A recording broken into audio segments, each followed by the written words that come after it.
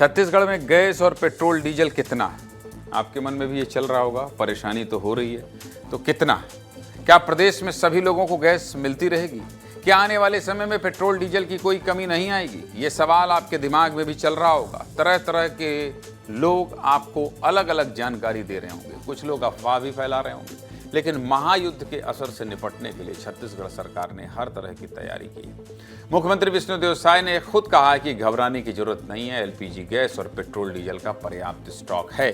छत्तीसगढ़ की जनता से जुड़ी बहुत बड़ी खबर है। आपके मन में कुछ भी भ्रम चल रहा है तो देख लीजिए पूरी खबर। शुक्रवार शाम 6:30 बजे प्रधानमंत्री नरेंद्र मोदी ने देश के सभी मुख्यमंत्रियों के साथ ऑनलाइन मीटिंग की थी। इस मीटिंग में 5 चुनावी राज्यों के मुख्यमंत्रियों को छोड़कर बाकी सभी मुख्यमंत्री शामिल हुए। मीटिंग में प्रधानमंत्री ने राज्यों की तैयारी और योजनाओं की समीक्षा की और टीम इंडिया की तरह काम करने की बात कही।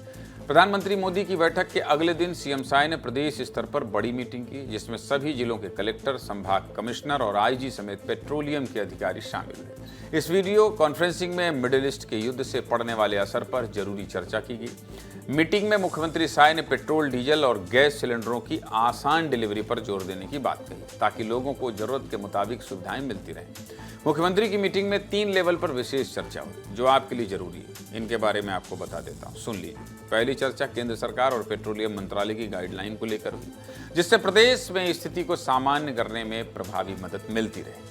दूसरी चर्चा इस पर हुई कि खाद्य विभाग ने राज्य के अंदर अब तक किस तरह की कार्रवाई की, जिससे आप लोगों तक जरूरी सुविधाएं पहुंच रही। तीसरी चर्चा में जिले और संभाग के अधिकारियों की पहल को लेकर रणनीति बनाई गई, ताकि आने वाले दिनों में जनता को परेशानी ना हो। इसके अलावा सीएम साय ने हालातों का फायदा उठाकर गैस की कालाबाजारी करने वालों पर कड़ी कार्रवाई के निर्देश दिए।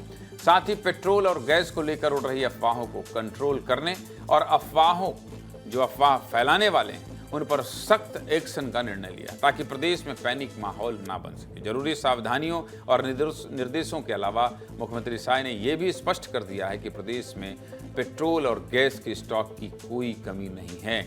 मिडिल ईस्ट का युद्ध चाहे कितने भी दिन चले, प्रदेश में लोगों को गैस सिलेंडर और पेट्रोल आराम से मिलते रहे। सुन लीजिए क्या कह रहे हैं सीएम।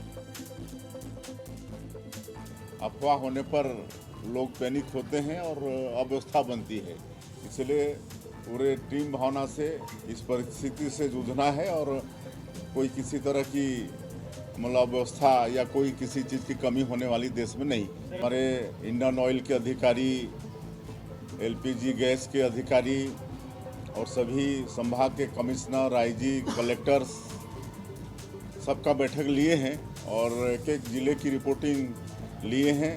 और ये जो इंडियन ऑयल के हैं, एलपीजी गैस के जो अधिकारी हैं, उनसे सारी जानकारी लिए हैं। तो कोई किसी तरह की मतलब शॉर्टेज नहीं है, खाली है कि अफवाह से बचने की आवश्यकता है। एक तरफ सरकार लोगों को राहत देने में जुटी हुई है, बुनियादी सुविधाओं में कोई परेशानी ना हो इसके लिए मॉनिटरिंग की जा रही है, लेकिन दूसरी तरफ क्या हो रहा है, इस पर राजनीति भी भयंकर हो रही है। पूर्व सीएम भूपेश बघेल ने पेट्रोल और डीजल में एक्साइज ड्यूटी कम होने को लेकर निशाना साधा और लिखा है कि तेल कंपनियों को राहत दी गई है और जनता को लाभ मिलने की अफवाह फैलाई जा रही है। पूर्व मुख्यमंत्री की पोस्ट पर वित्त मंत्री ने पलटवार करते हुए क्या कहा है। ओपी चौधरी ने कहा है कि इन्हीं हरकतों के कारण जनता ने आपको बाहर का रास्ता दिखा दिया। फिर भी जनता जनार्दन को गुमराह करने से पहले आप इतिहास तो याद कर लिया करें। इधर सोशल मीडिया के साथ ही बीजेपी और कांग्रेस के नेताओं के बयान भी सामने आए हैं, सुनिए। आज विष्णुदेव साय जी ने आज ट्वीट किया कि 10 रुपये कम हो गया। मैं आपके माध्यम से धमतरी के निवासियों से पूछना चाहता हूं, क्या आपको पेट्रोल डीजल 10 रुपये कम मिला? आप लोग भी खरीदते होंगे पेट्रोल डीजल, मिला 10 रुपये कम? आप बताइए, हाँ बोल रहे हैं 10 रुपये कम हो गया?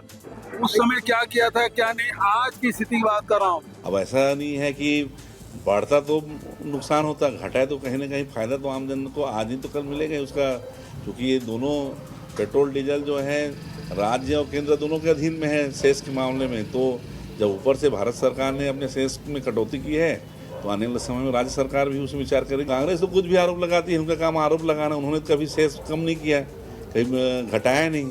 और आज जब माननीय मोदी जी ने घटाया है तो लोग बेवजह आरोप लगा रहे हैं। समझ गए आप?